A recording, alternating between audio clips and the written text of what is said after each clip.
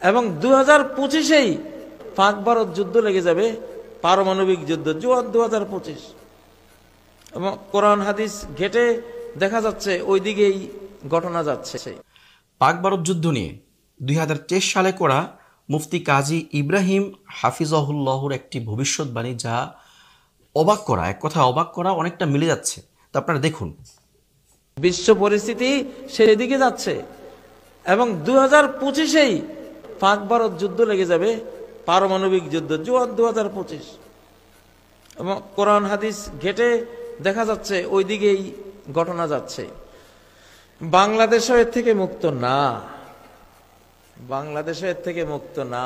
ভারত কাশ্মীর হারিয়ে ফেলবে, কারণ পাকিস্তান, আফগানিস্তান সহ গোটা মুসলিম শক্তি কাশ্মীর কেড়ে নেবে ওর থেকে।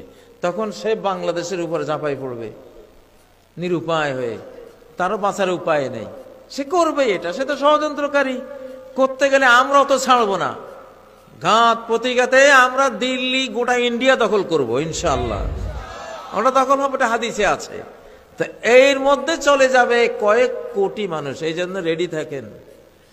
পচা আলু হয়ে আল্লাহর কাছে যান না, ভালো আলুরাও যাবে, তারা শহীদ হবে। কি হবে? ভালো গুলি গেলে সেটা কি শহীদ। আল্লাহ তাদেরকে বাছাই করে নিয়ে যান, অসুবিধা নাই। আমরা তো নিজেকে বিক্রি করে দিয়েছি আল্লাহর কাছে। ইন্নাল্লাহা আশতারা মিনাল মুমিনিন, আল্লাহর সাথে একটা বেচাকেনি হয়েছে কিনা আমাদের?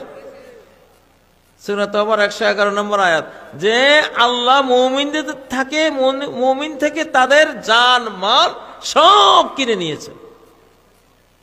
ঠিক না?